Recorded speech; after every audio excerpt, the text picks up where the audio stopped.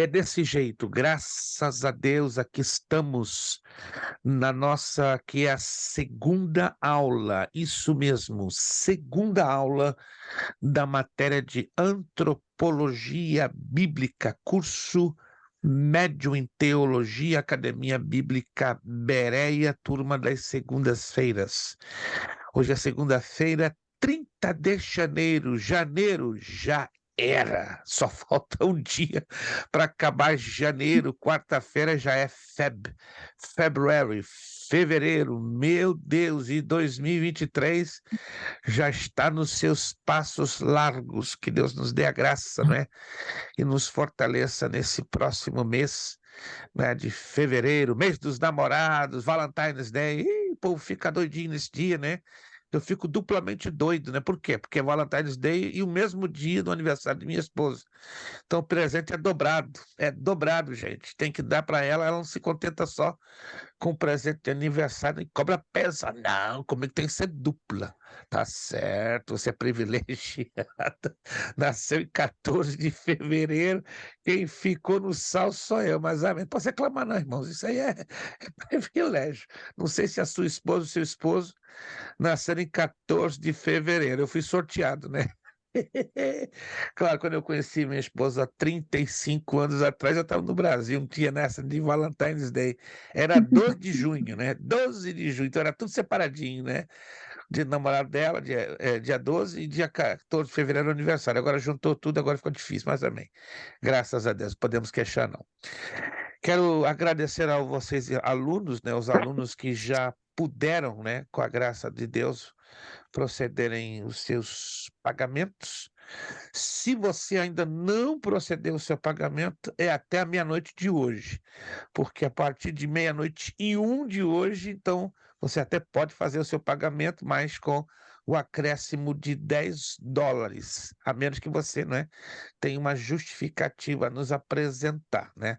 Mas se você não fizer até a meia-noite de hoje, com todo respeito, nós deixamos 4 avisos, né, com exceção também de alguns alunos que já conversaram conosco em privado, apresentando sua situação, mas se você não é um desses que apresentaram uma situação que atrapalhou o seu pagamento em dia, e se não fizer hoje até a meia-noite, lamentavelmente, a partir de 0 hora e 1 minuto de amanhã, já entenda, você vai fazer o seu pagamento com US$ 10 acrescentadinhos, tá? Para não ficar nenhum tipo de mal entendido, né? Porque o que nós lutamos evitar é mal entendidos na comunicação. Todos estão me compreendendo, gente? Todos estão me compreendendo? Isso. Eu procuro sempre repetir e perguntar quem está ou não me compreendendo para não haver depois, que é muito fácil, né? Infelizmente, haver mal entendidos de comunicação.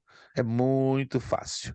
Mas amém, estamos aqui para esclarecer tudo dentro dos conformes. Abra sua apostila na página de número 11. Página de número 11, nós vamos abrir agora essa parte que fala da criação do homem. Tem muita água para correr debaixo dessa ponte, meu Deus! Mas antes de a gente entrar a fundo nesta temática, não é, da criação do homem, vamos dar um pequeno resuminho do que já foi estudado na aula passada através dos slides. Creio que vocês se lembram, eu agora estou postando os slides da matéria no grupo. Quem já conseguiu olhar lá no grupo os slides da matéria? Isso, se você não olhou ainda, eu lhe sugiro, vá lá no grupo, na aula passada, aula do dia 23 de janeiro, e salve esse grupo de slides. Por quê? Porque você vai precisar deles também para fazer o seu trabalho, certo? Então você vai ter 3 fontes de consultas: a apostila, que é a fonte principal, os slides, que você terá que lê-los um a um, com atenção e com tempo, e, em último caso, também você vai recorrer à pesquisa na internet. Mas eu quero acreditar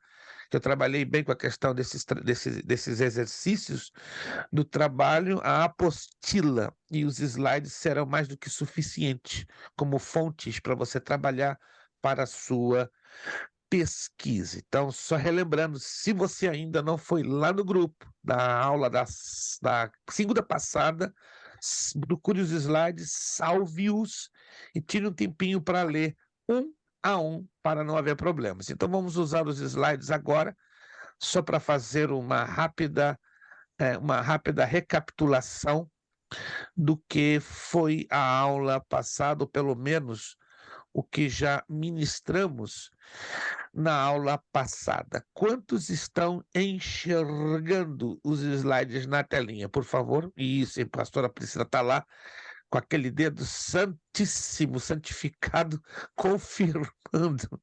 Vamos lá, gente. É um slide que ele traz a combinação de duas matérias. Antropologia, né? Quando eu coloquei antropologia, faltou o R, né?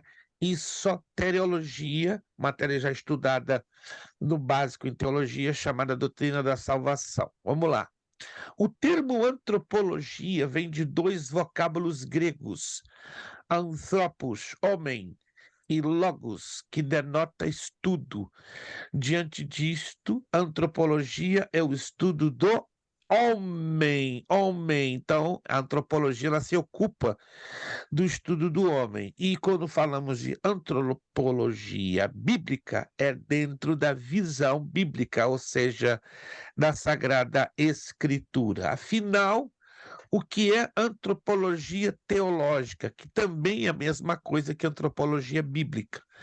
A antropologia teológica, ou também conhecida como antropologia bíblica, ocupa-se unicamente no que a Bíblia diz a respeito do homem e da relação em que ele está e deve estar com Deus. Essas palavras vieram de um teólogo chamado Luiz Berkhoff, autor de um livro muito conhecido no meio teológico, chamado Teologia Sistemática. Tá aí, se você quer um bom livro de doutrinas bíblicas, tá? Ele é chamado Teologia Sistemática, e cujo autor é Luiz, né, o Luiz, né, Louis Berkhoff. Excelente livro para quem quer entrar a fundo na temática.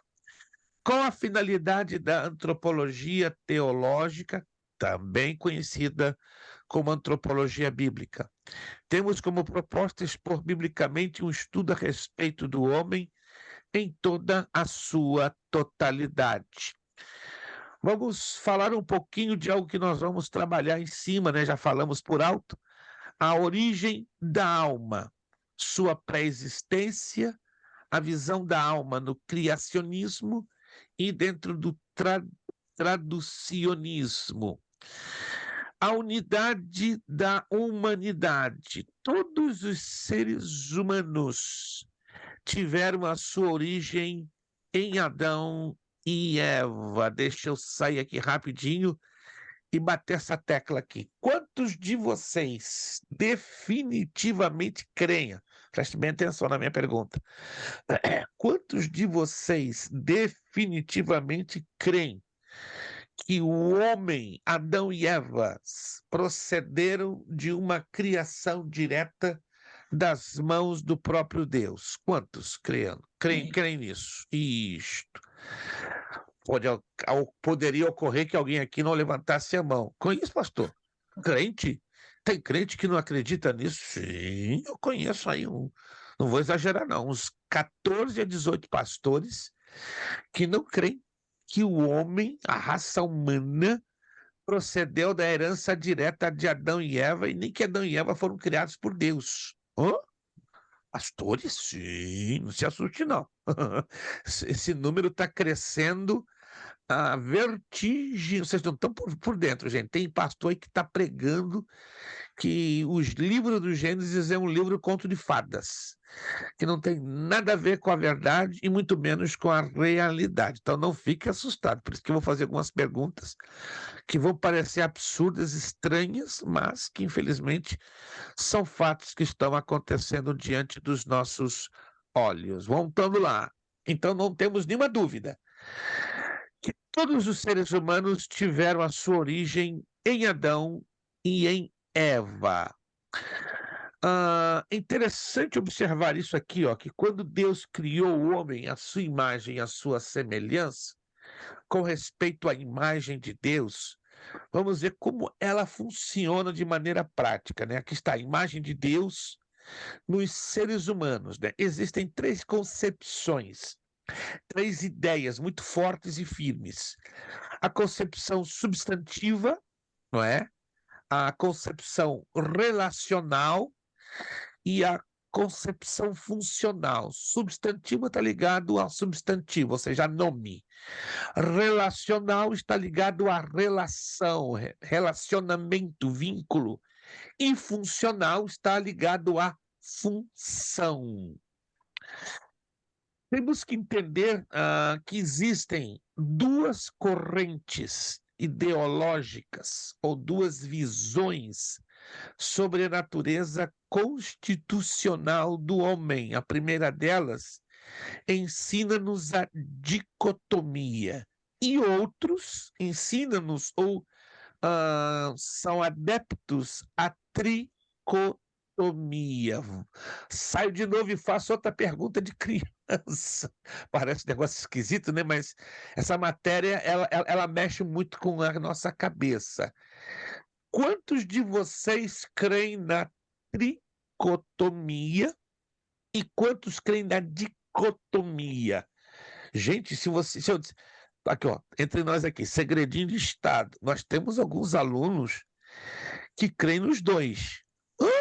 É, temos alunos que creem na tricotomia e outros batem o pezinho no chão e creem na dicotomia. Ó, e acredite se quiser, provam na Bíblia. É o mais engraçado. E eu fico ouvindo, claro, tem que ouvir. Aí depois que esgotam todos os argumentos, aí eu entro com a Bíblia. E aí eu mostro algumas coisinhas que preocupam aos. Não estou aqui tomando uma posição apaixonada, porque eu sou tricotômico, tá? A visão da nossa escola é tricotômica, mas entenda, há igrejas e denominações que elas foram formadas na visão da dicotomia. Então não é para nos assustar. Claro, quem fica assustado é porque quem nunca conversou com líderes ou pastores que creem na dicotomia e estranho, né?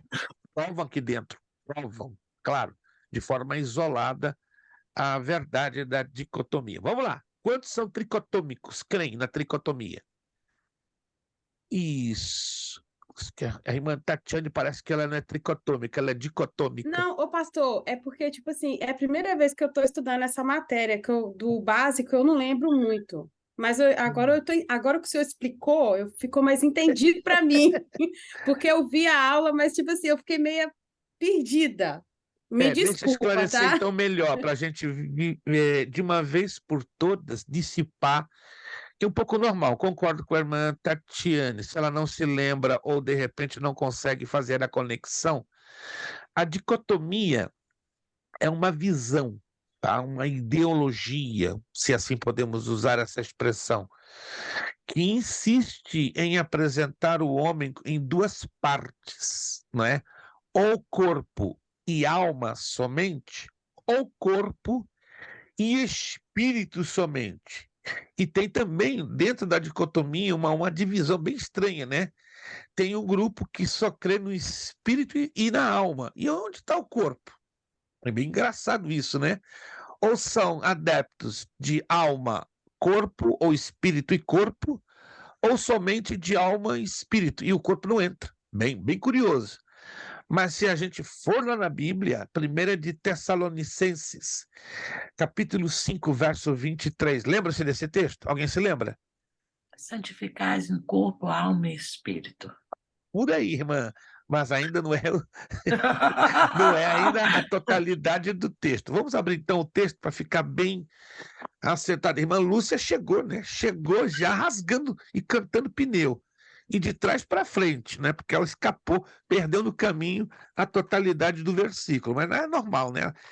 Irmã Lúcia deve ter tido um dia daqueles bem corridos, bem carregados, né? Como muitos de nós temos na segunda. Acho que o dia mais complicado é segunda-feira. Dizem que é a sexta, né? Mas eu estou em total desacordo. O dia mais pesado para mim definitivamente a segunda. A segunda, o que tem que acontecer na semana inteira, em cima de mim, acontece na segunda, né? O resto tá tudo tranquilo. Sexta-feira é o resultado de tudo que aconteceu durante a semana. Não, comigo é o contrário. Segunda que é o resultado de tudo que aconteceu.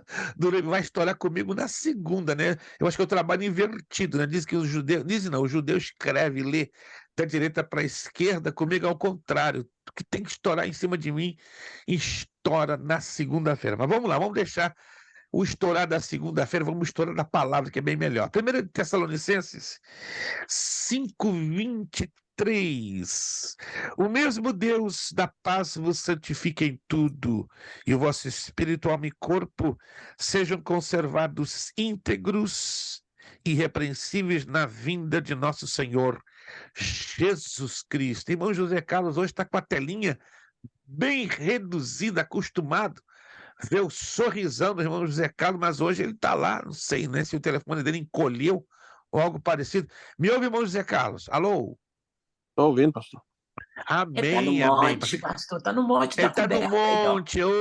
Eu acho que a irmã Lúcia deve ter recebido a unção do Superman, não é? Ou da Mulher Maravilha, né? Visão de raio-x, porque eu não tenho essa visão tão poderosa que a irmã Lúcia está tendo, né? Mas tá bom, se o irmão José Carlos nos ouve, né? De repente, até o final da aula, vamos ver pelo menos o sorriso do irmão José Carlos para nós sermos abençoados. Anotaram aí, então? Primeira carta de Paulo aos Tessalonicenses, capítulo 5, versículo 23. Então, esse texto, biblicamente falando, nos comprova, dentre vários outros, a existência da tricotomia, ou seja, o homem dividido em três partes. Mas eu repito, existe uma corrente teológica que insiste em abordar o homem apenas em duas partes, ou seja, que é a dicotomia. Por isso que eu entrei nesta parte aqui nos slides. Vamos lá.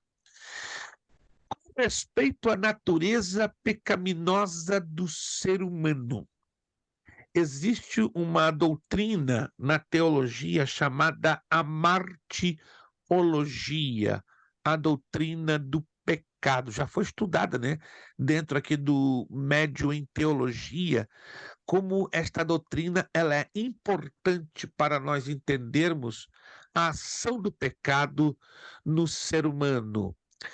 Vamos entender um pouquinho, antes de cairmos na apostila, o desenvolvimento histórico, não é? Porque teve uma razão de existir a antropologia bíblica ou teológica. O pensamento grego é a base da antropologia teológica ou bíblica, começando pelo cosmocentrismo. O que é o cosmocentrismo?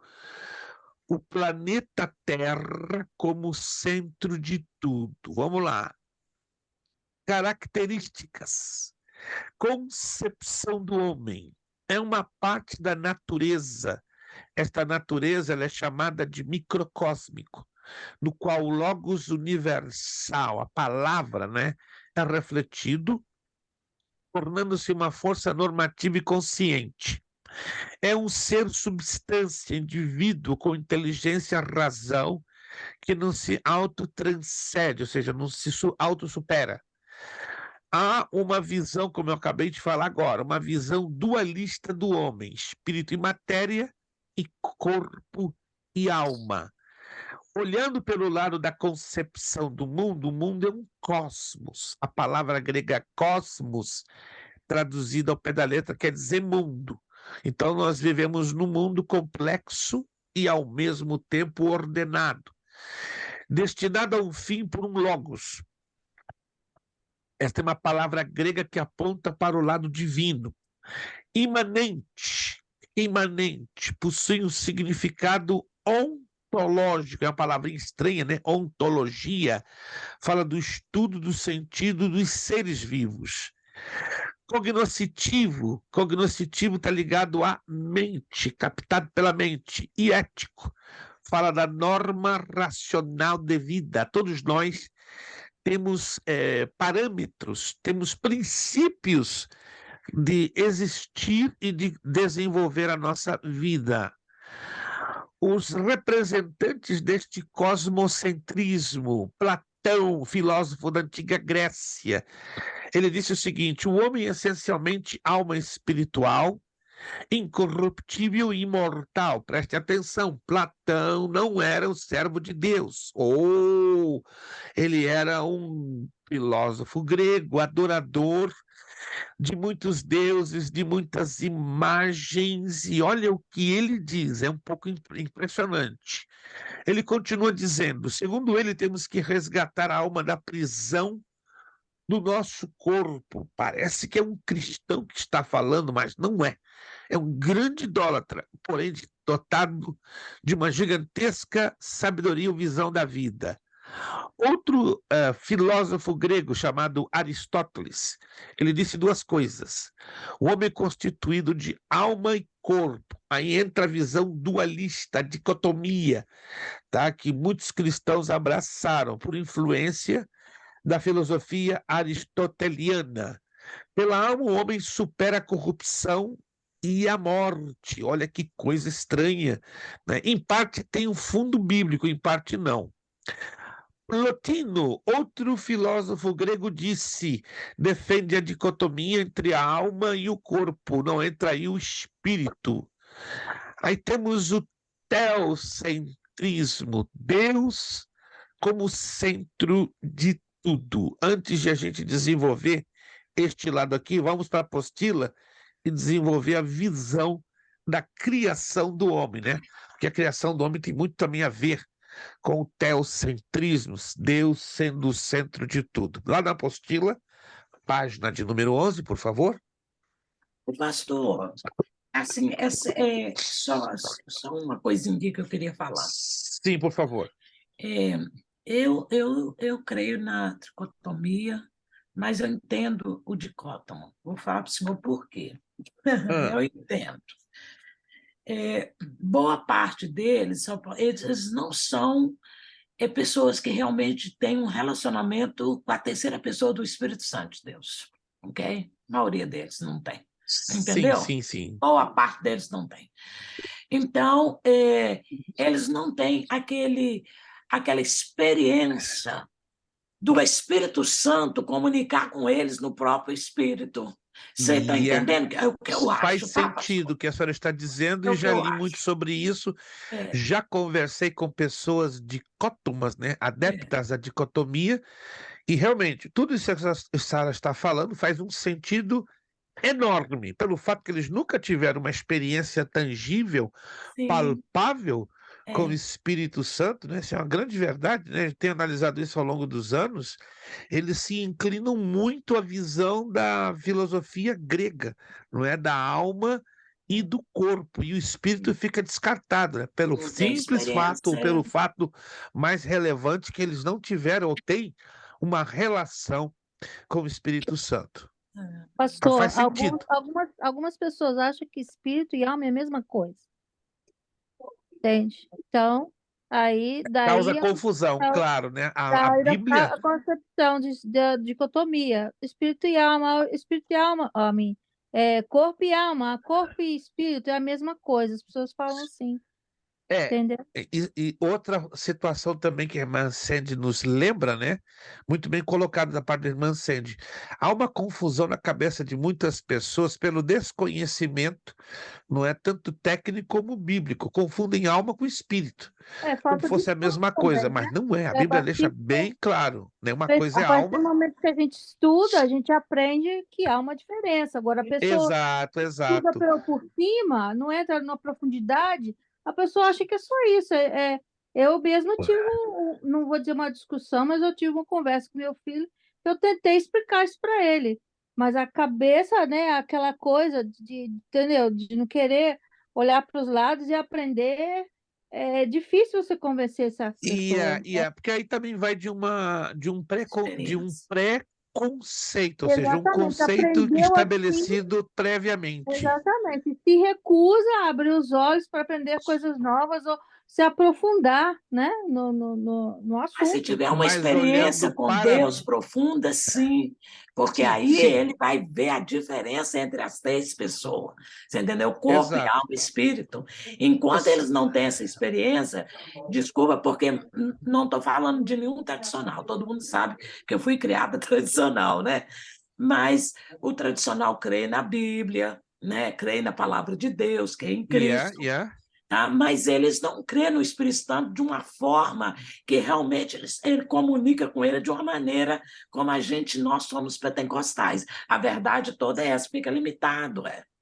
Eles Entendeu? não têm a experiência, o É, trato experimental com o Espírito Santo, né? Quando o cristão ele não tem esse trato experimental, ele fica nesta área do relacionamento com Deus na teoria, sim, unicamente na teoria. O conhecimento que ele tem é como se usa uma linguagem técnica, não passa de um conhecimento empírico. Não é? O que é um conhecimento empírico? Você só tem no papel, só tem na letra. Mas a palavra de Deus, ela veio não para nos trazer unicamente um conhecimento empírico, ou seja, na base da teoria ou do fornecimento de informações. A palavra, ela é viva, ela é eficaz, então ela nos dá uma experiência muito mais além de uma experiência empírica, nos dá uma experiência direta com o Espírito Santo. Mas o que a irmã Sandy colocou também é uma razão, né? Um desconhecimento. Quando há um desconhecimento e uma experiência, desconhecimento da Bíblia e uma experiência com o Espírito Santo, os dois juntos criam uma complicação tremenda, né? Em poucas palavras, a alma é a faculdade da nossa alma, dividida em mente, emoções e vontade. pois Tá? é. Quando nós estudamos a alma, a Bíblia, lá no livro de Provérbios e Eclesiastes, deixa claro: a alma ela é constituída por mente, emoções Sim. e vontade. E o que é o espírito? É o fôlego de vida. Aquilo que Deus fez assim, ó, soprou nas narinas de Adão e colocou nele o quê? Alma vivente. Oh, interessante!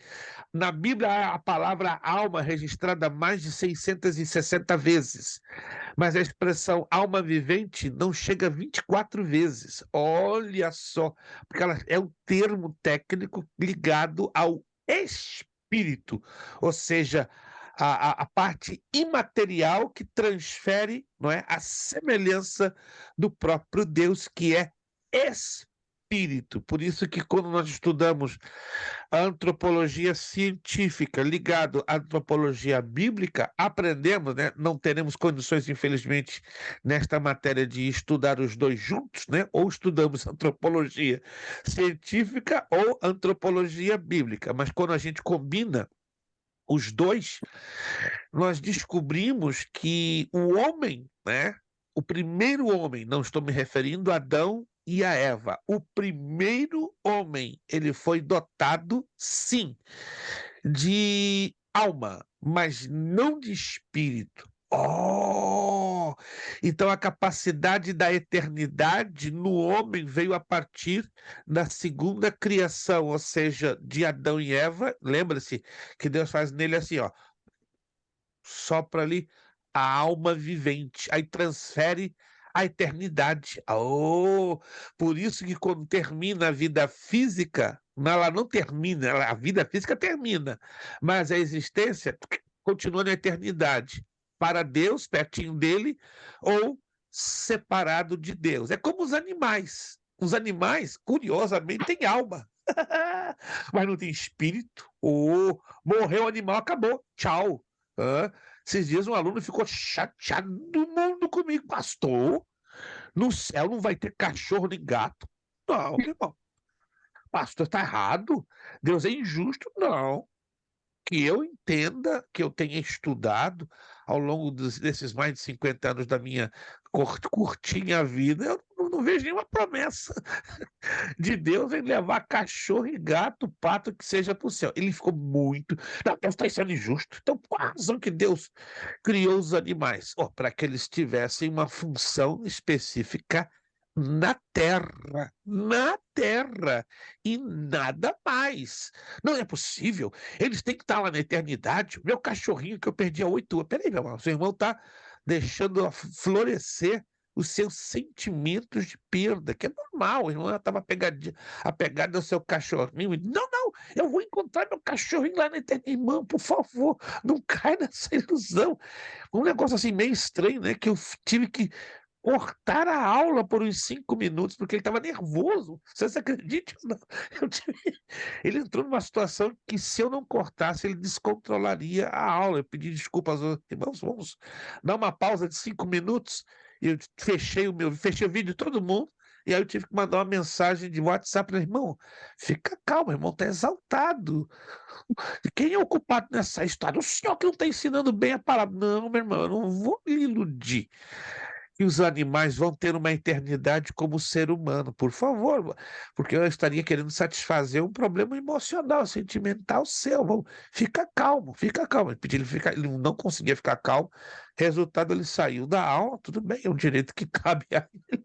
Aí depois eu voltei com a aula, mas é estranho, né? Tem pessoas cristãs que infelizmente colocaram na cabeça que existe um céu para cachorro, um céu para gato, um céu para pato, um céu para macaco, um céu para passarinho. Pelo amor de Deus, que é realmente uma falta básica de conhecimento bíblico, entende? A eternidade Deus reservou para a sua obra-prima, chamada o homem, criando a sua imagem e a sua semelhança. Mas, repito, quando estudamos as duas antropologias, nós descobrimos que esta eternidade ela passa a ser compartilhada na segunda criação, ou seja, com Adão e com Eva. Sim, irmã Lúcia. O primeiro filósofo aí que o senhor falou, que ele disse que o homem é intranscendente. O homem não Platão, é intranscendente, Platão. O homem é transcendente, porque todo ser humano, em primeiro lugar, tem o sopro de vida de Deus. E ele busca essa coisa. Ele busca mesmo sendo ele não tendo religião nenhuma, ele busca essa coisa que ele sabe, que ele foi criado por ela, que é o fôlego de vida, que é Deus. Então, eu creio, sim, que o homem é transcendente, ele é espiritual. Os filósofos gregos não acreditavam na transcendência, porque eles não conseguiam ver a eternidade, como a maioria de nós, não é? Tanto cristãos como não cristãos. Por isso que eles se destacaram dentro da história cultural mundial, porque a filosofia grega trouxe coisas realmente revolucionárias. Algumas delas boas, altamente positivas, sem dúvida nenhuma, mas outras muito destrutivas, negacionistas, anulando a existência de Deus como Criador e anulando o homem como resultado desta criação, entende? Então, eu costumo dizer, eu conheço e sei, né? Existem muitos professores de teologia que são amantes, doidos, doentes de filosofia. Inclusive, há pouco tempo atrás, né? Foi ministrado no curso Bacharel em Teologia, a matéria pelo irmão Kleber, a história da filosofia, né? E o irmão Kleber tem consciência, eu conversei com ele, orientei a ele, né? Deixei bem claro, né? E também na apostila que confeccionamos, olha, essa aqui é uma matéria bem curiosa, né? Você vai estar ministrando sobre a história da filosofia, ou seja, o desenvolvimento da filosofia ao longo do tempo. Você não vai estar ensinando a essência da filosofia, vai dar apenas algumas pinceladas, mas, em outras palavras, nós cristãos, quando estudamos não a história, mas filosofia, porque nas universidades existe essa matéria, o cristão tem que ter muita convicção de fé, de experiência com Deus, de experiência com o Espírito Santo, porque, do contrário, se ele não tiver essa convicção, ele entra direitinho, ele abraça. É igual estudar com os judeus, ué. Exatamente. Eles são muito filósofos e convincentes mesmo. Você tem que ter certeza daquilo que você crê. Porque, se não tivermos essa convicção, já era. Aí a gente pode ser seduzido e levado para o outro lado. Mas faz a gente ter muito questionamento. Exato, é como novo convertido. Novo convertido, quando cai na mão de um testemunho de Jeová, o testemunho de Jeová faz festa. Não sei se alguém de vocês sabe. Novo convertido adora, aliás, testemunho de Jeová ama pegar novo convertido. É uma coisa impressionante. Eles vão em todos os lados. Mas viu que é novo convertido? Tchum! É isca, tá? Por isso que estudar filosofia da parte de um cristão, olha, como disse a irmã Lúcia, tem que ter muita convicção da salvação, convicção de um relacionamento com Deus, porque se deixar é levado e olha, para voltar é Quem já tem uma complicado. mente filosófica, que já questiona tudo, você ouve tudo, você tem que questionar. Você entendeu? Você tem que questionar. Não é errado, entendam-me bem, irmãos. Em nada é errado o questionamento. Devemos questionar, porque nós estamos vivendo uma época super perigosa, onde as pessoas estão dando aleluia, amém, glória a Deus, até para sorriso de cavalo. Entendeu? Nós temos que questionar, nós temos que ser bereanos. E ser bereano é ser crítico, é ter critério. Tá? E também eu falo com muito respeito, não é que uma pessoa renomada está lá no púlpito pregando e ensinando que você, é verdade, epa, pode ser o Papa das Assembleias de Deus, pode ser o cardeal da igreja presbiteriana, pode ser aquele pregador que tem 40 milhões de likes no Instagram e no Facebook. Me dá o direito, à luz da Bíblia, de eu examinar não a ele como pessoa, mas a palavra que ele está pregando e ensinando. Se a palavra que ele está pregando e ensinando, ela encaixa com a Escritura, levanta a mão e agradece e louva a Deus, porque ele está sendo o quê? Bíblico. Ele está sendo bereano. Agora, se ele está ali com um contozinho de fadas, uma historinha, uma abordagem que não se encaixa com a Bíblia, então teríamos que ser Tessalonicenses. Às vezes eles começam bem, e vai ali, tira uma filosofia, mistura ali no meio. Então, é esse que você falou, a gente tem que ser crente bereano mesmo. Temos que conferir, repito uma vez mais, não é errado, não é pecado, tá? Pecado é sermos críticos, que é diferente de sermos mas não é fácil não ser, deixar de não ser, não. É difícil, eu sei. Por isso que temos que ter o equilíbrio do espírito para sermos unicamente criteriosos. Por exemplo, eu não vou dizer nomes por respeito e ética. Eu tenho 4 pregadores nas redes sociais que eu tenho sincera admiração, conheço os 4 pessoalmente, já conversei horas a fio com eles e eu sou muito sincero com cada um deles. Olha, vocês são espetaculares na ministração e na pregação, no ensino da palavra. Dos 4, 2 são mestres. Mas alguns pontos de vista de vocês, que vocês abordam, eu faço isso, amasso e jogo fora. Porque a Bíblia diz, examinar tudo e retende o que é bom. Eu admiro esses 4 homens, mas 2 deles pregam algumas coisas que não batem, não tem coerência bíblica, não tem encaixe bíblico. A gente sabe disso, eu falo com eles por mensagem de texto, por Instagram, por WhatsApp, né? E eles gostam, pastor, eu gosto da sua sinceridade. Não, eu não vou lhe mentir, eu não vou lhe agradar. Isso que o irmão pregou em tal culto, em tal live, não bate. É coisa da sua cabeça. Então, fica centrado na Bíblia, fica enquadrado, como alguém disse, fica nas 4 linhas da Constituição. Espiritual. Desculpa, gente, não estou sendo político, não. É que essa frase emplacou, essa frase pegou. Fica nas 4 linhas da Constituição. Ontem mesmo falei com um deles, né? Por WhatsApp. Pastor, você é político? Não, eu estou usando uma frase que é interessante, encaixou, né, com o momento curioso que nós estamos vivendo, né?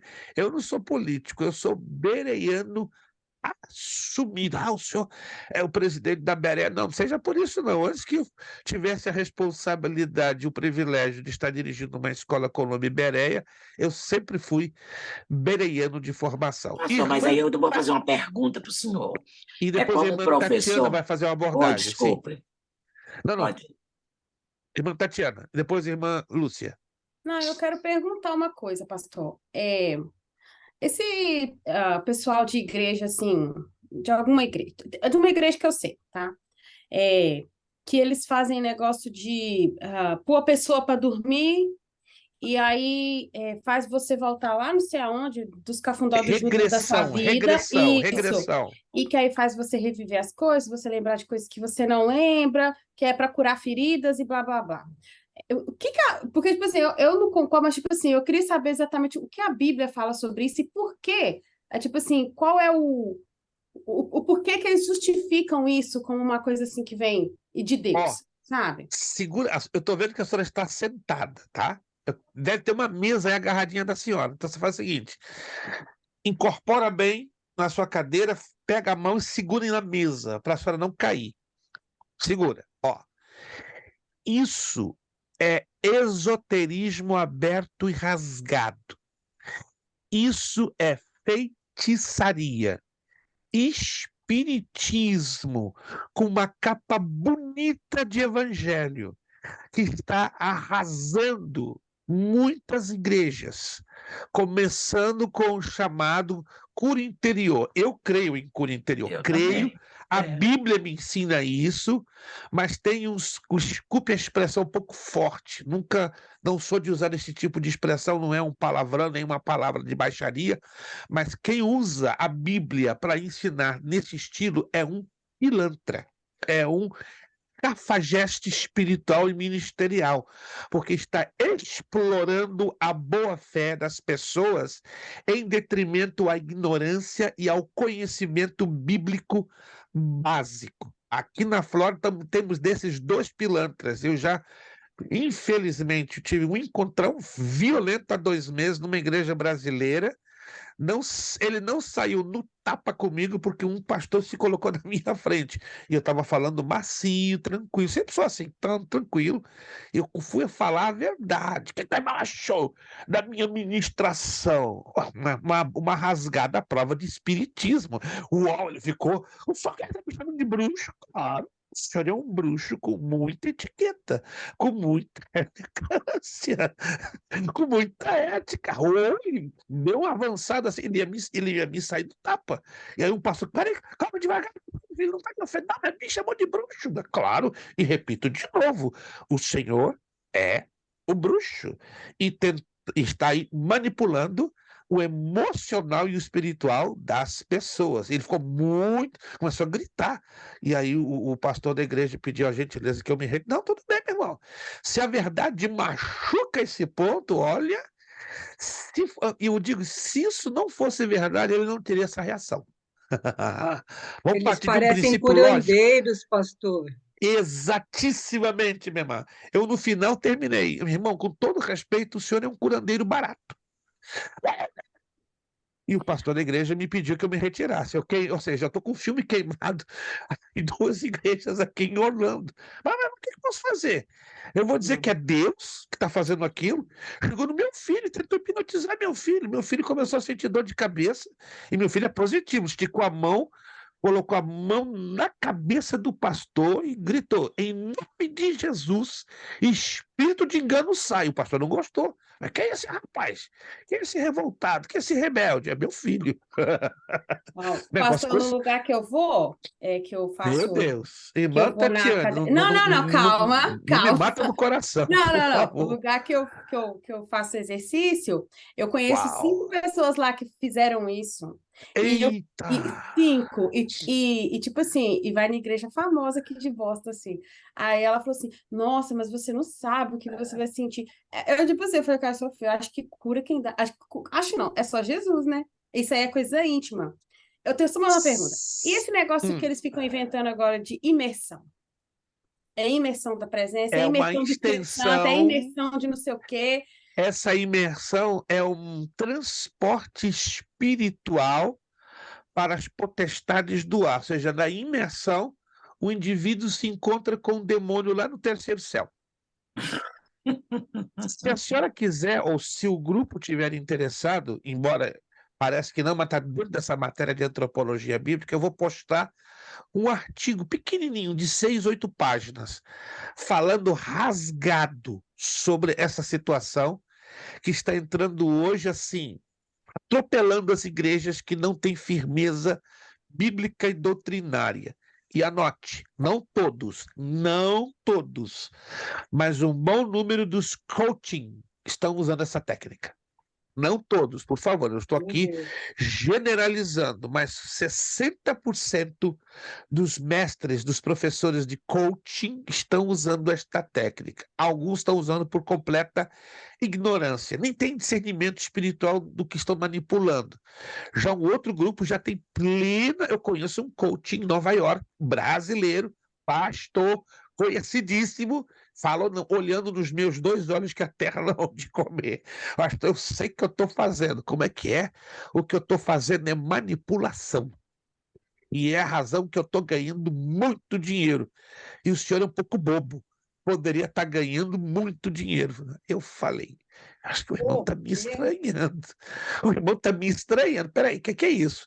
Tanto que eu tive que cortar meu relacionamento com este homem. Entende?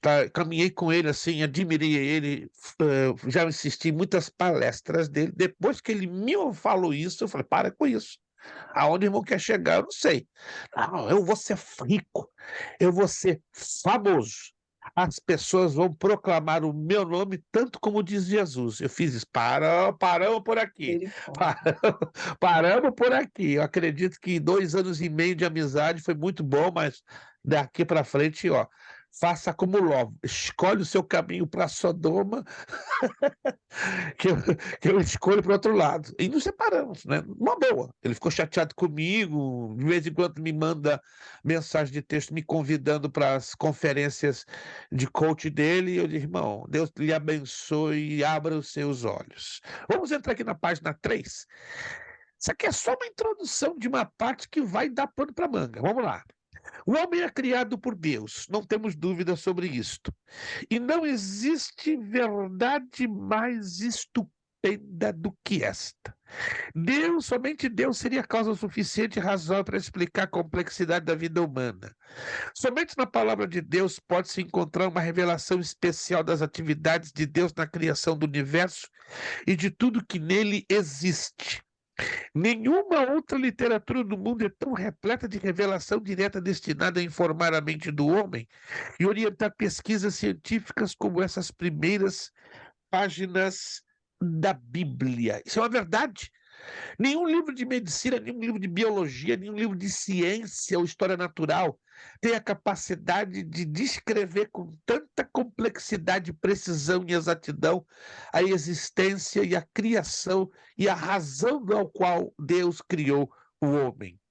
A criação é relatada em 2 textos distintos em Gênesis. Primeiro, Gênesis 1, 26 e 27. Depois, 2, 7 e depois 2, 21 ao 23. Vamos ler esses textos? Tem coisinhas ali que eu tenho certeza absoluta que vocês já leram. Pastor, qual página que o senhor está? Página 11. 11. Não tem nada a ver com o September 11, mas estamos lá no 11. 11. Gênesis... Vamos ler então o primeiro texto, Gênesis 1, 26, 27. Também disse Deus, façamos o homem à nossa imagem, conforme a nossa semelhança. Tenha ele domínio sobre os peixes do mar, sobre as aves dos céus, sobre os animais domésticos, sobre a terra, sobre todos os répteis que rastejam pela terra. Preste atenção, este versículo de número 26, me permitam aqui, eu vou colocar um medicamento no meu nariz.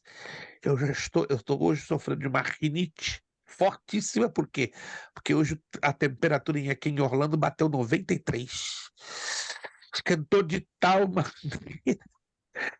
Eu tive um pouquinho de insolação hoje, caminhei no sol e me deixou um pouco com o nariz atacado, desculpe.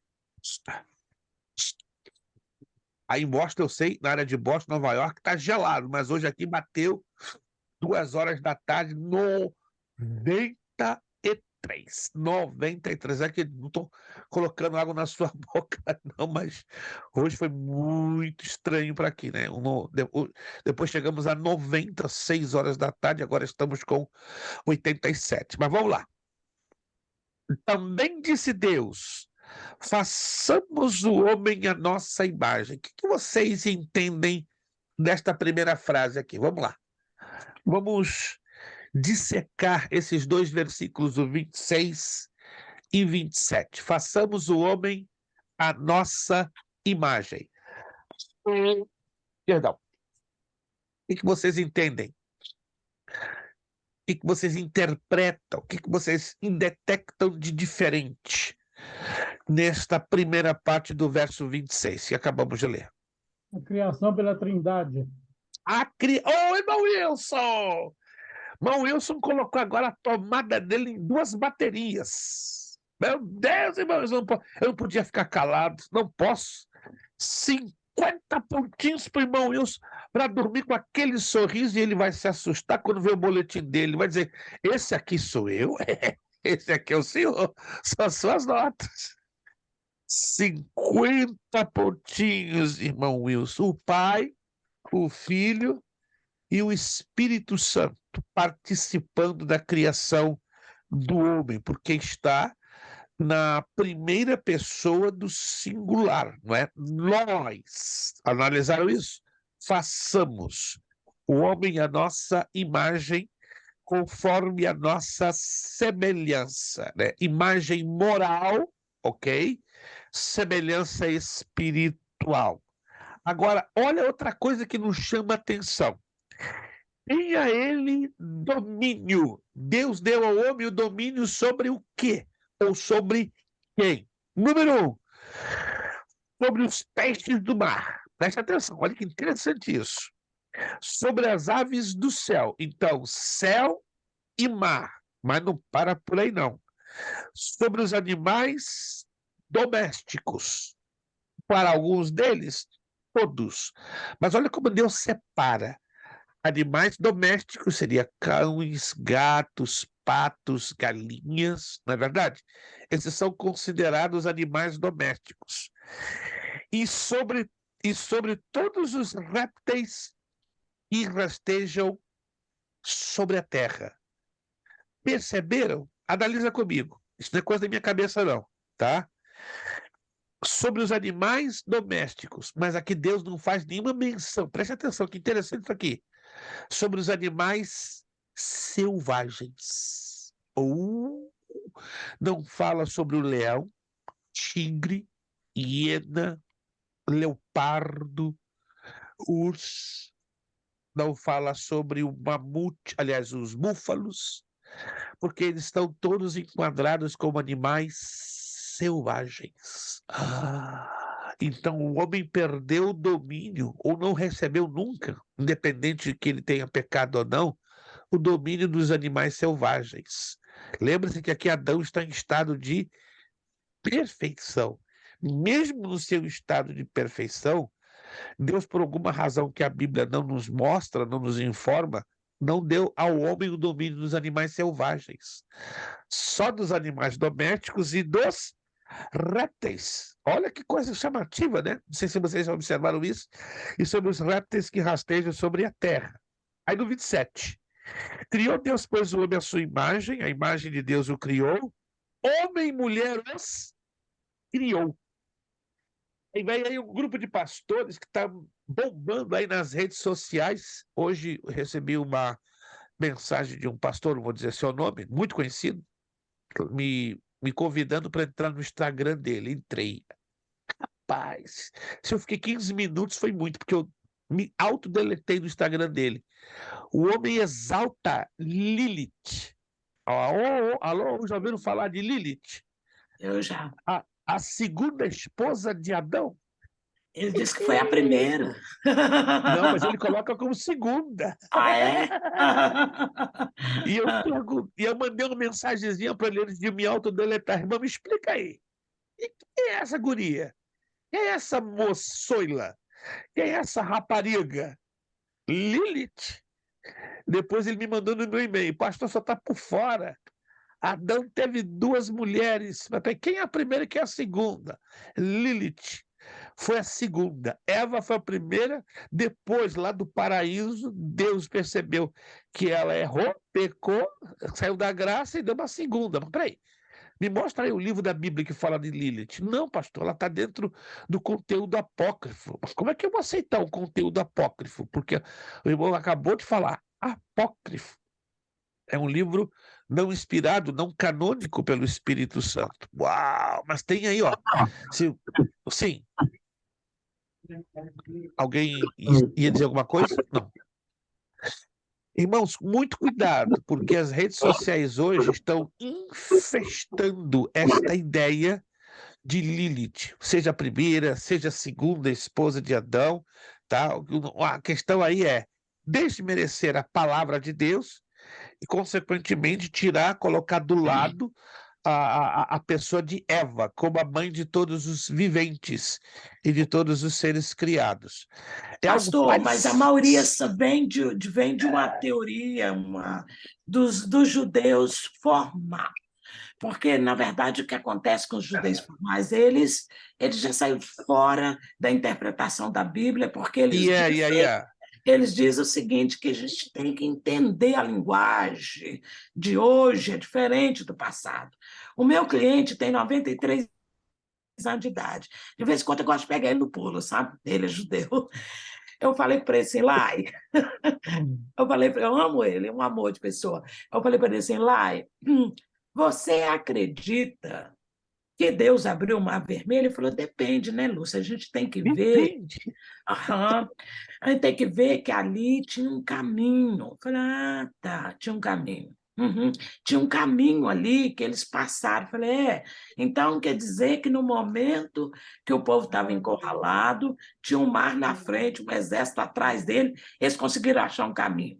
Não, Lúcia, é porque... Parece brincadeira, desculpa, irmã, com todo respeito, mas a parece Lili brincadeira. também é a mesma coisa, você entendeu? Eles, os formais, eles estão a cada dia saindo de crer realmente em Deus. Eles creem que o homem, aliás, na verdade, um me respondeu assim, desse jeito que eu faço a pergunta, mas eu perguntei para ele assim, aqui, esse já é um advogado.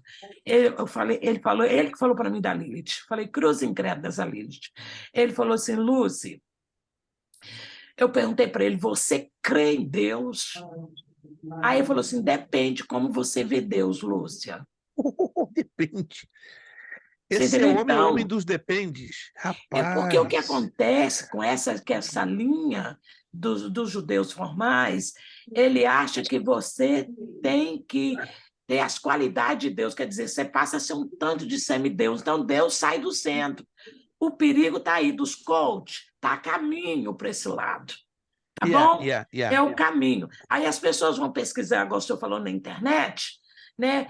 Vou ver o que diz dentro do judaísmo. O judaísmo tem várias correntes. Você tem que aprender a essa corrente que a irmã está se referindo, se não estou enganado, porque eu estou ultimamente lendo 11 livros diferentes sobre todas as correntes do judaísmo. Algumas delas meu bisavô me ensinou, pelo menos 3 ou 4. Mas há uma que está destruindo nos dias de hoje é a corrente cabalística. A corrente cabalística. Então, mas a cabalística é um problema sério, porque é o tal do coach. Ela vai conseguindo resposta para tudo e substituindo a verdade de Deus com raciocínio humano. Existe muito raciocínio humano. A cabala, ela é um perigo. Até gosto de algumas coisas da cabala que faz você pensar e raciocinar. Tem algo positivo, não é muita coisa. É como mas um quando você tira muito gostoso, mas carregadíssimo de espinhas. Hoje eu recebi, aproveitando pegar o gancho, recebi um e-mail de um pastor, né, recém-convertido, que ele tem 9 anos de pastor e 11 anos de cristão. Dá para entender? 11 anos de cristão e 9 anos de pastor. Então, do segundo ano da conversão dele, ele foi feito pastor. E ele era um grande admirador do judaísmo cabalista.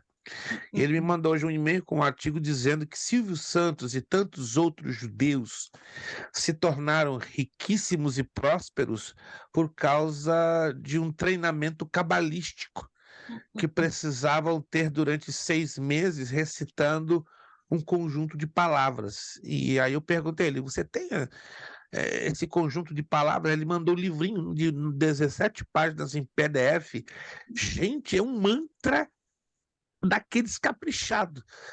Eu comecei a ler em hebraico, comecei a ter dor de cabeça. Falei, que é isso, gente? Isso aí é feitiçaria grosseira encoberta numa etiqueta, num envelope bonito e atraente. E depois ele me mandou um outro e-mail mostrando testemunhas de pessoas da sociedade brasileira, né, que se envolveram com esta linguagem cabalística, alegando que ficaram prósperas, né, que tinham uma vida financeira arrebentada, papapá, e depois que abraçaram essa visão cabalística, diz que bombaram, começaram a ter dinheiro, começaram a ter companhia.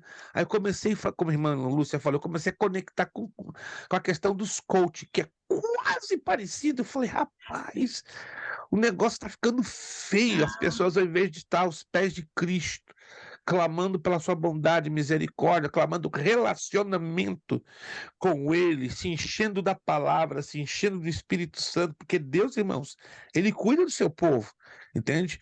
Se alguém tem a ambição de ser rico, ok, é um direito, mas não serão a todos que Deus vai abençoar com a bênção da prosperidade. Vamos partir desse princípio, não serão a todos. Como, por exemplo, tem 2 pastores aí na área de Boston, não vou dizer quem, que ficam encucados, mas só é judeu. E aí, qual o problema? Não, só teria que ser um homem milionário. O dinheiro devia minar na ponta dos seus dedos. O irmão está brincando com a minha cara. Não faz sentido o senhor viver de aluguel. O que é isso? Não tem um carro para se mover. Irmão, vamos parar essa conversa. Se eu for recitar a quantidade de judeus pobres que eu conheço, não é maldição. Não faz sentido. O judeu nasceu para ser rico. Não, eu discordo do irmão. Há uma bênção especial, sim, da parte do Eterno sobre a raça judaica, mas está lá no livro de Deuteronômio. Os pobres sempre estarão entre vós, sempre haverá pobres na terra. Ser pobre não é ser miserável, ser pobre não é ser uma desonra, tá? Mas é uma condição que Deus colocou. Mas, gente, pobre não é mendigo, ele não tem os recursos necessários e tenha dinheiro para fazer o que ele bem entender. Não, ele tem limitações. Não, mas o senhor tem que reivindicar ao Eterno que o senhor é filho. Não, mas vamos parar, essa conversa está ficando desagradável, irmãos. Eu já tenho tudo que eu preciso, e o que me falta eu clamo a ele, e ele na sua bondade vem e me supre, tá? Mas eu não tenho essa necessidade de reivindicar isso aqui pelo fato que eu sou judeu, de forma muito pelo contrário, eu até evito em dizer que eu sou judeu, porque as pessoas mal interpretam essa questão. Mas isso é que a irmã Lúcia está falando, é uma coisa séria e está dominando muito forte a mentalidade de alguns cristãos. Vamos ao versículo Gênesis 2:7. Então formou o Senhor Deus ao homem do pó da terra. Qual é a formação básica do homem? Pó da terra. A palavra hebraica é ardilá, e vem da palavra argila, barro. Olha só! E lhe soprou nas narinas o fôlego de vida, e o homem passou a ser alma vivente, espírito. Então anote aí, passa um highlight: alma vivente, sinônimo de espírito. Então, o primeiro homem, o homem das cavernas, o homem Cro-Magno, o homem de Neandertal, que viveram lá no tempo do período Jurássico, né, dos dinossauros, dos iguanodontes, pterodáctilos, ele não tinha um espírito, para corpo e alma unicamente. Mas Adão recebeu o sopro do próprio Deus e recebeu o quê? Fôlego de vida, alma vivente. Aí entra a eternidade no homem. Até então ele não tinha a eternidade. O outro texto, Gênesis 2:21, 23. Então o Senhor Deus fez cair pesado sono sobre o homem, e este adormeceu e tomou uma de suas costelas e fechou o lugar com carne. E a costela que o Senhor tomara ao homem transformou-a numa mulher e la trouxe. A palavra mulher no hebraico é isha, porque a palavra homem é ish. Ish quer dizer o que reflete a imagem daquele. Olha que interessante. Daquele quem? Daquele que o criou. E isha é o segundo reflexo da imagem daquele. Interessante. Então, a mulher é produto do homem. Com respeito à costela, se você fizer uma pesquisa, o esqueleto do homem tem um osso a menos em relação à estrutura esquelética da mulher. E é exatamente a ausência desta costela. Isso aqui é literal. Muitos dizem que é simbólico. Simbólico. Estuda um pouquinho medicina. Vai lá e pega um mapinha da estrutura do esqueleto do homem e da mulher. Começa a contar os ossinhos. Não, conta. Embora a ciência nega isso. Mas eu já vi em dezenas de lugares, irmãos. Já tomei o trabalho de contar aqueles esqueletos que são usados na escola de medicina, né? Eu estudei enfermagem no Brasil, e aí mostra o esqueleto do homem e o esqueleto da mulher. Tem várias diferenças, né? A primeira delas é a bacia do esqueleto da mulher. Por quê? A bacia da mulher é muito mais, ampla. Por causa de quê? Que ela recebe a formação do útero, uma vida que se forma. Então, tá aí uma grande diferença. Segundo a caixa craniana da mulher, ela é menor comparada à do homem. Essa é a segunda característica, a segunda diferença. Eu não gostei, não. Ela é um pouquinho menor. Ela é 25 centímetros cúbicos menor. Mas olha que fato engraçado. A caixa craniana da mulher em relação ao homem é 25 centímetros cúbicos menor, mas é 55 vezes mais potenciada em relação do homem. Olha que coisa engraçada, dá para entender?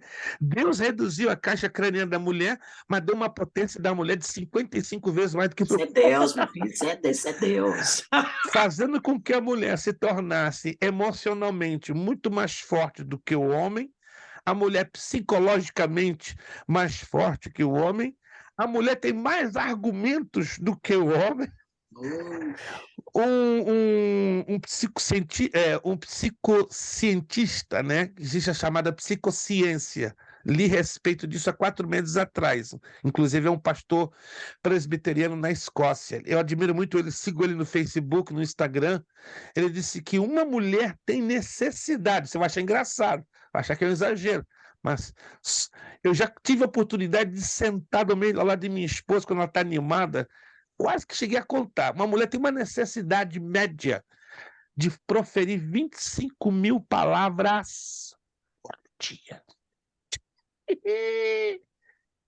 25 mil. Pastor, você é doido. O senhor já chegou a contar as palavras da sua esposa?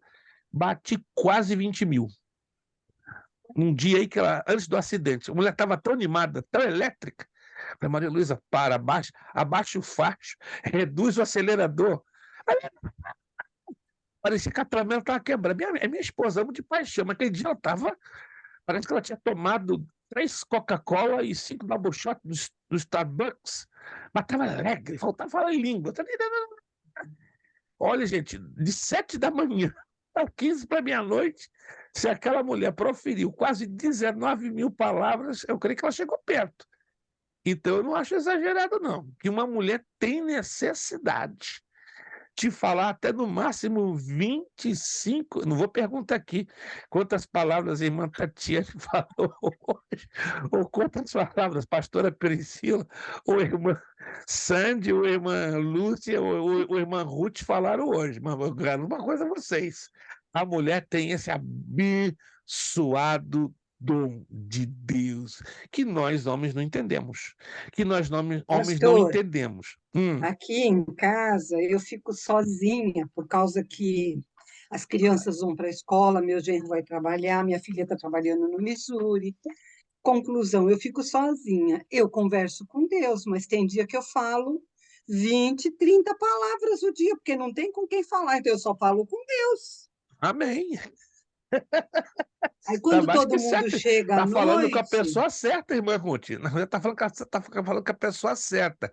Em outras palavras, aonde eu quero chegar com isso? Irmãos, quando Deus criou o homem, criou a mulher foi criada semelhante ao homem.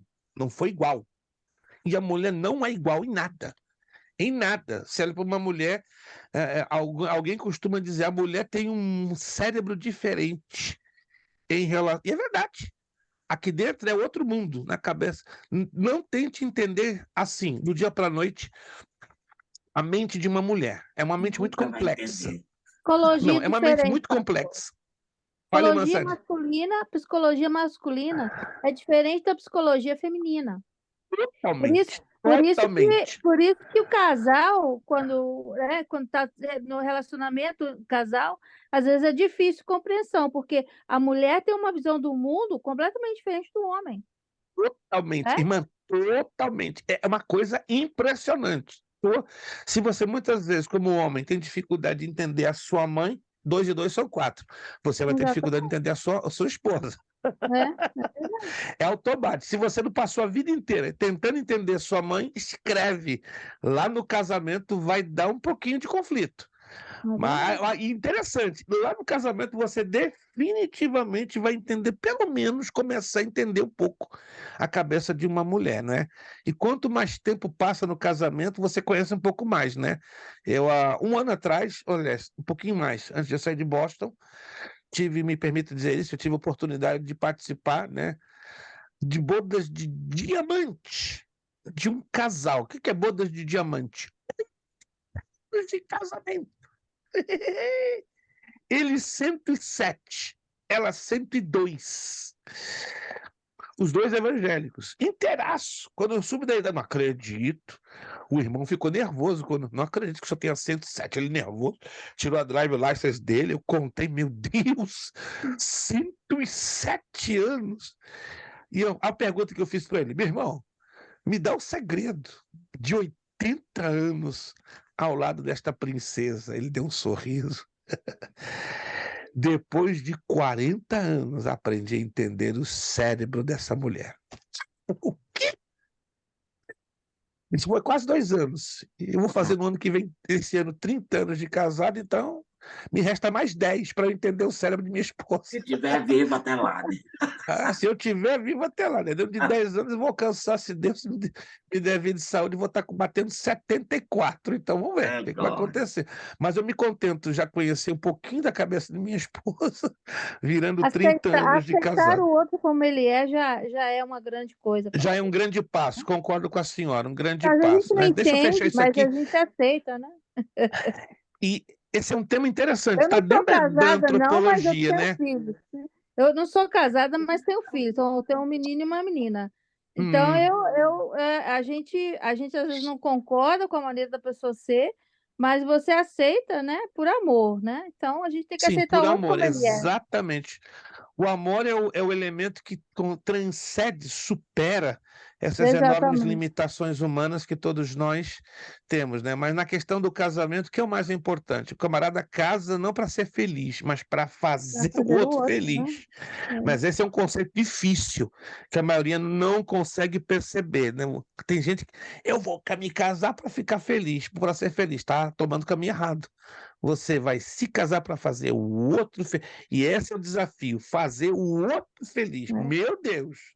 Põe coisa difícil, mas Isso é é a gratificante. origem do egoísmo, né? Eu vou casar para mim, para satisfazer né, a minha felicidade em vez de pensar no outro. É o egoísmo. Aí já começa o erro, né? Na minha opinião, eu acho Mas que a o erro visão começa bíblica, aí. se a gente analisar bem lá no Gênesis, a gente vai chegar nessa parte, Deus declarou o casamento para fazer o outro feliz.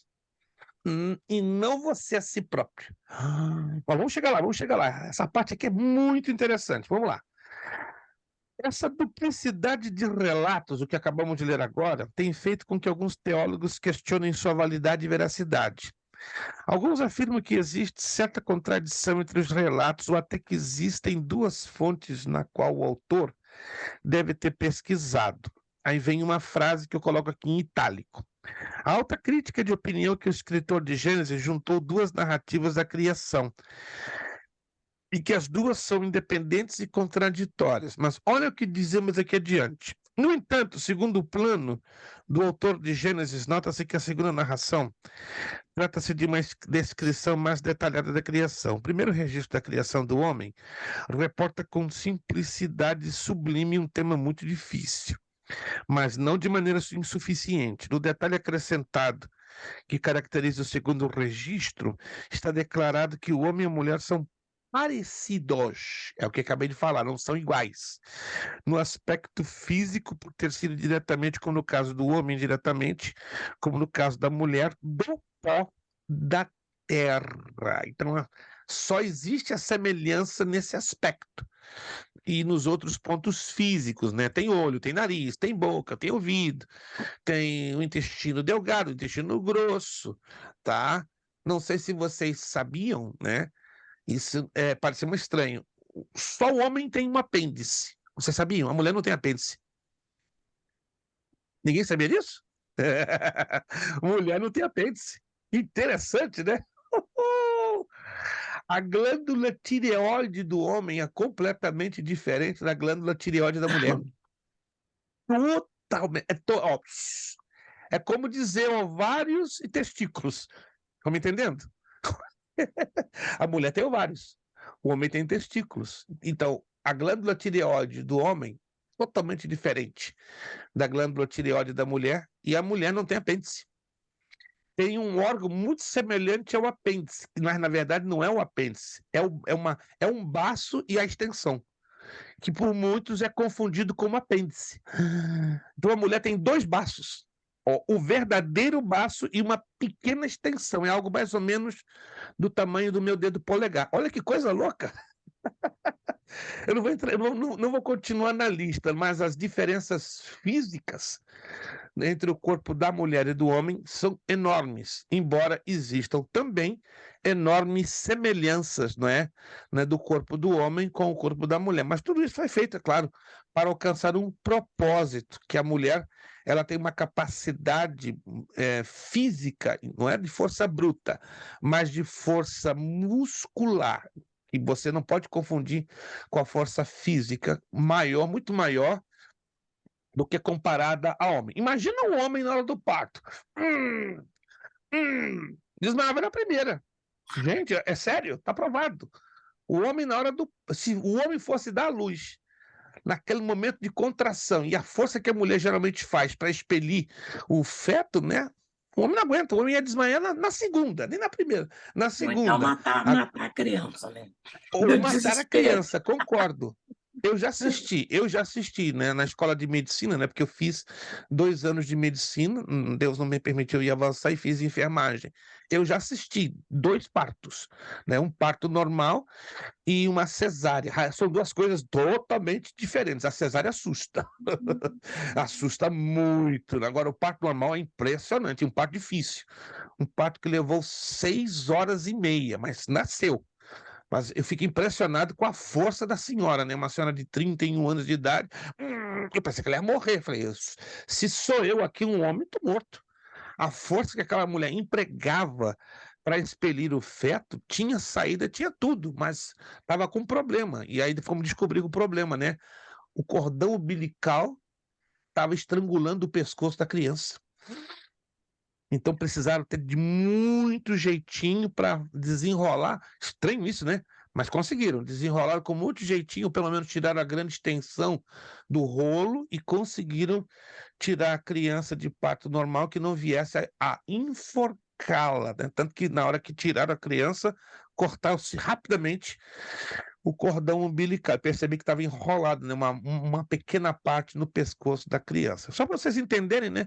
O objetivo da criação de Deus nas pastor, semelhanças físicas. E olha eu que sou mãe de gêmeos, um nasceu parto normal, o outro cesárea. Como é que é? Como é que é? Os meus gêmeos. Irmã, não, peraí. A irmã Lúcia está com um enorme senso de humor hoje. Não, verdade mesmo. O meu gêmeos, isso não é normal, não. Os meus gêmeos, um nasceu de parto normal, o outro nasceu de cesárea. Entendeu? Rapaz do céu! Não, quer dizer, depois, vamos conversar depois em privado, que eu tenho que fazer um registro e encaminhar a senhora para o Guinness. O livro dos recordes. Você vai ganhar um bom trocado. Gente, que isso? Não, eu tenho informação, e a mas diferença poucas... do tempo um do outro é de 27 minutos. Porque Um nasceu parto normal e depois de 27 minutos fez o parto cesariana. Vamos conversar depois em privado, porque a senhora vai ter que entrar pro Guinness. Só tem que tirar um trocado, irmã, só tem que tirar um trocado depois desse teste. Eu não quero ganhar nada, eu só quero ver a senhora ganhando um trocadinho e entrando no Guinness, no livro dos recordes, porque isso aí não é nada. Eu só vi 2 casos em vida. Tem uma senhora na Bolívia que passou por essa experiência e outra na Itália. Então a senhora talvez seja uma das muito poucas da face da Terra. Vamos conversar depois, sério. Eu vou encaminhar a senhora para o... Eu conheço um dos redatores do Guinness em Washington, D.C., né? Ele vai ficar interessado. Meus meninos nasceram aqui em Boston, né? Meus filhos nasceram em Boston. Meu Deus! Há 32 gente, anos atrás. Fazendo essa interrupção, irmã, me tirou do jeito agora. Mas vamos lá. A senhora, então, é uma criação especial de Deus, que gerou... Depois faça uma narrativa e coloca no nosso grupo. Interessante. Meu Deus, não. Irmã Lúcia, eu vou puxar um pouquinho de tempo essa semana, vou chamar a senhora na parte da tarde e eu vou lhe orientar para a senhora conversar com um dos redatores do Guinness, né? Você tem que apresentar a sua história para eles, né? Eles vão estar interessados e quem sabe... Na época, meu parto foi feito por questão prematura, nasceu um pouquinho antes, né? Então, eles... eu acho que, na verdade, o primeiro quis nascer de parto normal, porque o outro é tão calminho, tão sereno. Ele nasceu de cesariana. Vamos conversar isso depois. Não. A sua história, a menos que a senhora não queira, a sua história tem que ser conhecida, porque realmente isso aí é bem anormal. Vamos lá. Para os cristãos convictos, pouco importa se a ciência afirma, em caráter científico bem fundamentado ou não, como é o que acontece, que a historicidade da Terra é bem maior que a sustentada por alguns teólogos, visto que não viola o texto bíblico de maneira nenhuma. Seja num tempo ou noutro, permanece verdadeiro que Deus criou o homem imediata e diretamente. O teólogo Schaffer, no seu livro, volume 2, página 547, ele faz essa declaração. Segue-se, então, que é possível concordar com Strong, quando se propõe a definir o ato da criação da seguinte maneira. O teólogo Strong escreveu assim: a criação é o ato livre do Deus Trino, pelo qual, no princípio, para a sua glória, ele fez sem uso de matéria pré-existente todo o universo visível e invisível. Criação pode ser compreendida como origem com desígnio, pois é impossível que o homem tenha a capacidade de imaginar um ser pessoal como criador, sem que eu tenha conhecido como tal. Outro fato interessante é que na criação Deus preocupou-se em formar todos os outros seres vivos, a fim de que o homem pudesse ter um ambiente perfeito para viver. Então, aqui está uma das explicações razoáveis e bíblicas. Por quê? Deus criou os animais. Resposta: para criar algo que nós conhecemos pelo nome de ecossistema. Alguém já ouviu falar dessa palavra? Ecossistema, ou seja, os animais promovem o equilíbrio do sistema criado por Deus, o sistema que envolve os vegetais, não é? Os mares, os oceanos e também os outros animais em si, né? Porque vocês sabem que entre os animais existe uma chamada cadeia alimentar. Animal que vai comendo outro, que vai comendo outro, que vai comendo outro, que vai comendo outro, que vai comendo outro. Mas não era assim antes da queda do homem. Antes da queda do homem, creio que vocês já devem ter estudado ou já lido alguma coisa, o homem era, por natureza própria, olha que interessante, vegetariano. Quem sabia disso? Que o homem, por natureza própria, ele era vegetariano, ele não ingeria carne. Olha que interessante, que quando se faz um estudo profundo do aparelho digestivo dos seres humanos, se detecta perfeitamente que o nosso corpo humano, nosso aparelho digestivo, não foi planejado para absorver carne, nem de frango, olha só, nem bovino, nem de porco, de jeito nenhum. O aparelho digestivo foi projetado para receber vegetais, cereais. Uma das causas, não fique triste, você que é amante de um bom churrasco, de um bom galeto, de uma boa peixada, de um bom pernil de porco, não fique triste. Mas está provado que 20% do câncer que há na face da Terra é derivado ao excesso de ingestão de carne, seja ela bovina, seja ela de porco, de peixe, carne. Tá? 20%, não é uma grande soma, mas se come, por exemplo, carne de porco e carne de boi, a incidência de câncer aumenta em até 35%.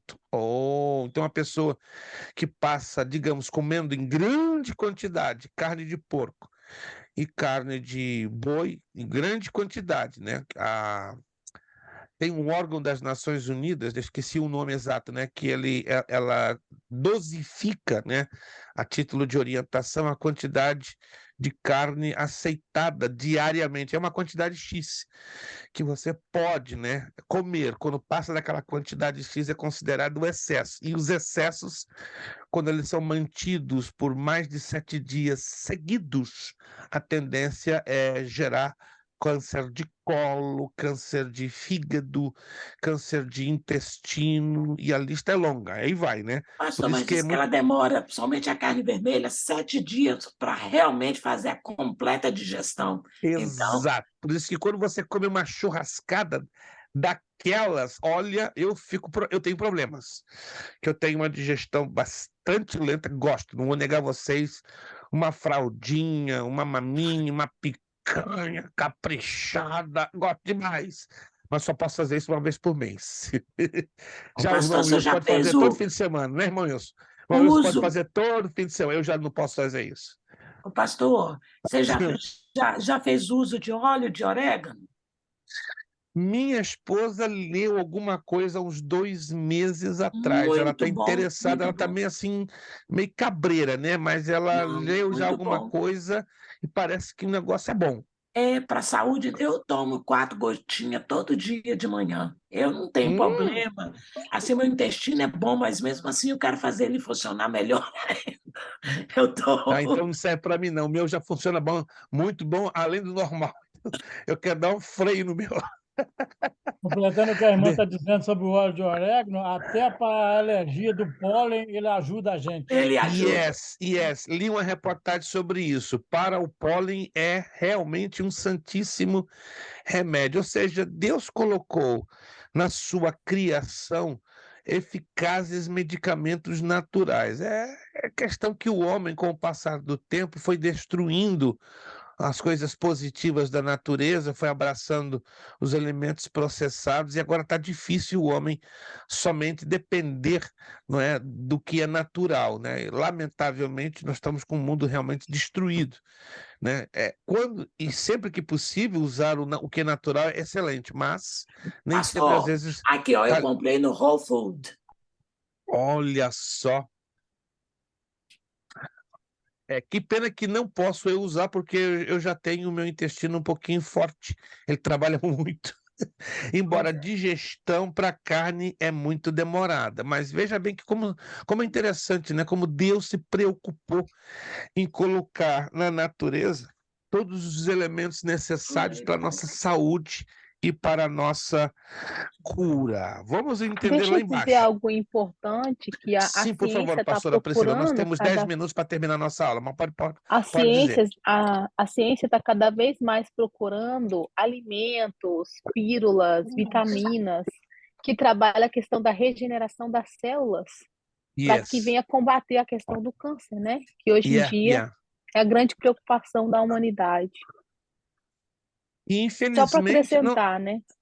Não, importante esse acréscimo e essa abordagem que a pastora Priscila, só para fechar essa parte para a gente avançar, não sei se vocês já ouviram falar, já em 2009, se quiserem fazer essa pesquisa no Google, embora ela está bem limitada, eu descobri isso através de um site da Alemanha. Em Düsseldorf, no sul da Alemanha, já foi descoberta a vacina contra o câncer. Alô? Em 2009 já foi descoberta a vacina contra o câncer. E aí você vem me perguntar, mas por que ela não está sendo comercializada, divulgada aos 4 cantos? Tá ali o que o irmão Wilson está fazendo. Porque isso seria a falência de trilhões de dólares da indústria farmacêutica do câncer, que é a indústria que dá por ano mais de 80 trilhões de dólares de lucro para os farmacêuticos, os chamados os medicamentos oncológicos. Gente, esse povo está bilionário baseado na tragédia alheia. É horrível dizer isso, tá? Já existe a vacina contra o câncer, mas não há interesse, de jeito nenhum, porque se ela sai hoje, pelo menos 80% desses laboratórios entram em completa falência. Para vocês verem a perversidade que existe no coração humano, né, em detrimento da existência da vida humana. Mas, graças a Deus, isso já está com os dias contados, né? Jesus vai vir, vai governar 1000 anos sobre esse planeta, e toda esta mazela humana, toda esta miséria chamada ganância vai ser eliminada, e Jesus vai restaurar esse planeta, vai devolver saúde para todo mundo, e eu e você, com o corpo glorificado, não vamos ter nem aí nos preocupando, né, com problema de intestino, problema de ficar magrinho, gordinho, não vamos ter saúde para valer, que vamos ter um corpo incorruptível, um corpo indestrutível. Aleluia! Quem se alegra nisso? Meu Deus, eu me alegro muito. Ei, meu Deus! É tudo passageiro. Ó, irmão Wilson, coma à vontade seu churrasco enquanto puder, né?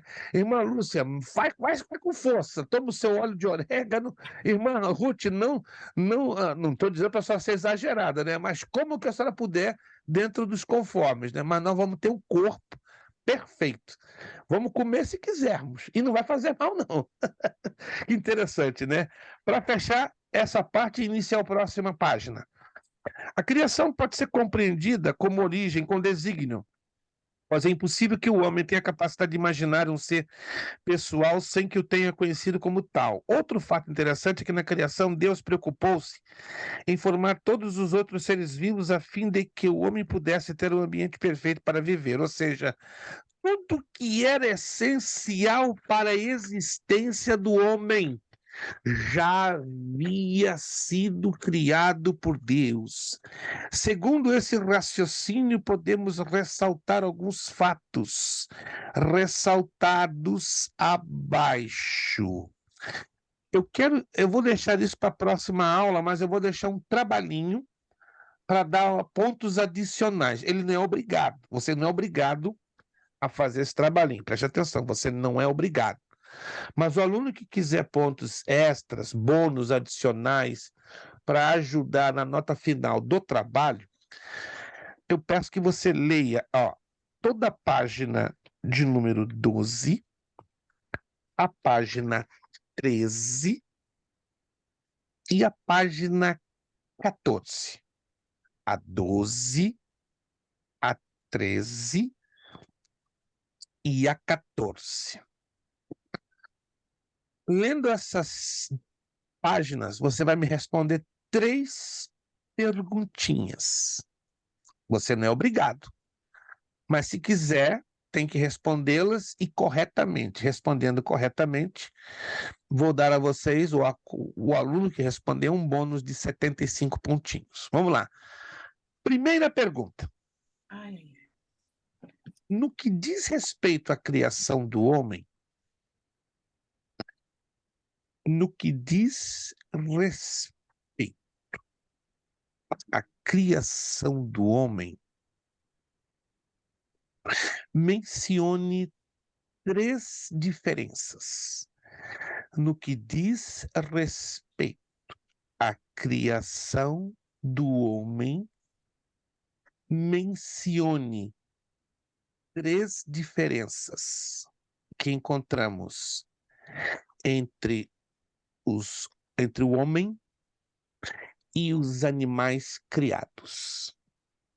No que diz respeito à criação do homem, mencione 3 diferenças entre o homem e os animais criados. Quando você for mencionar essas diferenças, para cada diferença, se for possível, e eu sei que é possível, coloque um texto bíblico. Tal diferença está lá na Bíblia, tal diferença está lá na Bíblia, tal diferença está lá na Bíblia. mas você tem que ler a apostila. Segunda pergunta. Mencione pelo menos 3 situações ou diferenças básicas entre o homem antes e depois da queda. Mencione 3 diferenças, pelo menos, tem mais de 3, do homem antes e depois da queda. Terceira pergunta. O que exatamente leva o homem e Deus terem a chamada imagem e a semelhança? O que existe exatamente entre Deus e o homem com respeito à sua imagem e à sua semelhança? Em outras palavras, se Deus criou o homem à sua imagem e à sua semelhança, a que isto se refere? Aí você terá que dar uma explicação bíblica e, se possível, acompanhado de um texto bíblico. Ou seja, Deus criou o homem à sua imagem por causa disto, ou seja, estabeleceu essa linha de conexão. Deus e homem têm a mesma imagem. Por quê? Ou qual é a função desta imagem? Aí você explica, acompanhado de um versículo bíblico. Já com respeito à semelhança. Então, entre Deus e o homem, há uma semelhança. Explique, então, essa semelhança com um texto bíblico. Bom? Entendido, gente? Mas você vai ter que ler essas páginas que eu lhe mencionei, tá? Você vai ter que ler, então, a página 12, a página 13 e a página 14. Inclusive, a gente não vai abordar esta parte dessas páginas na próxima aula, e a gente vai já direto falar sobre o Imago Dei, o breve histórico, muito interessante. Então, a gente vai fazer isso nas próximas aulas, não é? Que é uma maneira também interessante de você pesquisar e entrar um pouquinho mais a fundo na visão da antropologia bíblica, que ela é maravilhosa. É Deus mesmo falando conosco através da sua palavra e nos ajudando a conhecermos um pouquinho mais a cada um de nós como seres humanos. Muito bem.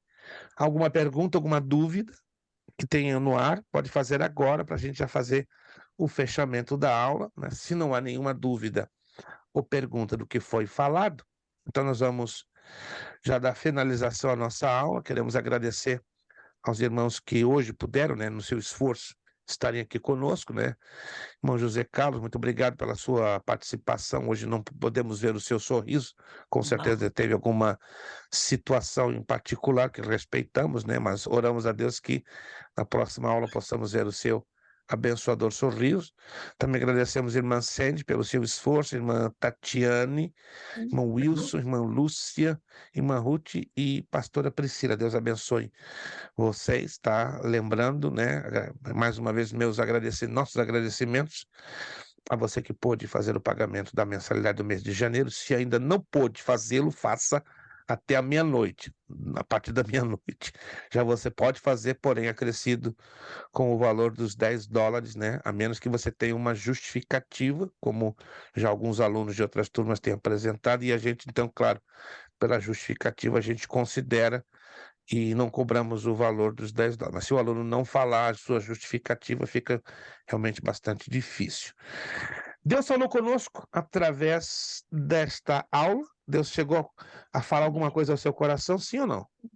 Se falou, olha, glorifique, exalte o nome dele. Ele vai continuar nos falando e nos ministrando de uma maneira muito especial. Nosso muito obrigado, Deus nos abençoe.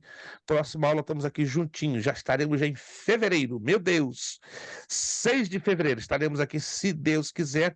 Fiquem atentos, amanhã você que vai participar da formatura em 18 de março, né, você vai ter acesso a um vídeo que vai ser postado em todas as turmas, tá? E preste bastante atenção, vai ser um vídeo de aproximadamente de 5 minutos, não de 20, de 5 minutos, tá? 5 minutinhos vai ser esse vídeo, e as irmãs que estão envolvidas na organização, que já deram a sua palavra em serem voluntárias, fiquem atentas que também um outro vídeo, só que vai ser enviado no privado delas, com as instruções que já temos que correr para organizar. Vai ser uma cerimônia bastante simples, né, mas de peso, ali na cidade de Danbury, se Deus quiser, no próximo dia 18 de março. Esteja em oração, né, para que a mão de Deus possa abençoar e fazer tudo bem, a coisa funcionar bem, né? Vai ser simples, porém terá um peso espiritual de grande importância para você que está aí, né, para participar com o seu certificado do básico, tá? Que Deus vai completar a obra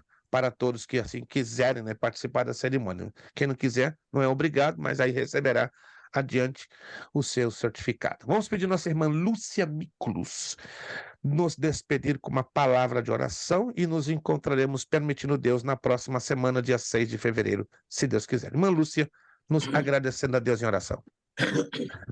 Maravilhoso Deus e Pai, nós te rendemos glória e majestade ao teu nome, Senhor. Graças te damos, Deus. Por tudo aquilo que o Senhor tem feito a favor de cada um de nossas vidas, Pai. Aleluia. Nós te agradecemos, Deus, pela plenitude do teu Espírito sobre a vida do teu servo, Pai. Aleluia. Meu Deus, pela plenitude da tua palavra, Deus, que tem repousado sobre a vida de cada um de nós, ó Pai. Graças te damos, Deus. E no nome de Jesus nós colocamos, Senhor, esta escola debaixo da tua infinita mão de misericórdia, Pai.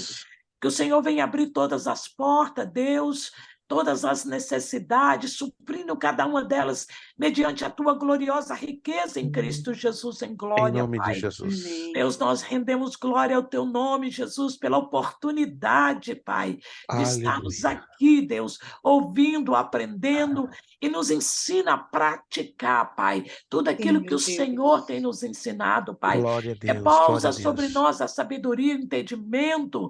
Deus querido, abre a nossa mente, doce amado Espírito Santo, Deus querido, para que nós possamos também, Pai, levar a tua palavra a todos aqueles que têm necessidade, Pai. Senhor, nós te agradecemos por tudo, Deus. Eu coloco cada vida perante o teu altar, na tua presença, Deus, nessa semana. Que o Senhor venha operar maravilhas, abrir porta, Deus, onde necessita. Pai, cura os que necessitam, cura, porque tu és a cura, Pai. E nós cremos na tua palavra, Deus. Nós apresentamos as causas impossíveis também. Em nome de Jesus. Deus, toma os teus servos nas tuas mãos. Em nome de Jesus, nós te agradecemos. Amém. Amém. Nosso lema para fechar a seriedade. Seriedade. Compromisso. Compromisso. Disciplina. Disciplina. Seriedade. Seriedade. Compromisso. Compromisso. Disciplina. Disciplina. Seriedade. Seriedade. Compromisso. Compromisso. Disciplina. Disciplina. É necessário que ele cresça. É necessário que ele cresça. E que eu diminua. E eu diminua. É necessário que ele cresça. Necessário que ele cresça. E que eu diminua. É necessário que ele cresça. Necessário que ele cresça. E que eu diminua. E eu diminua.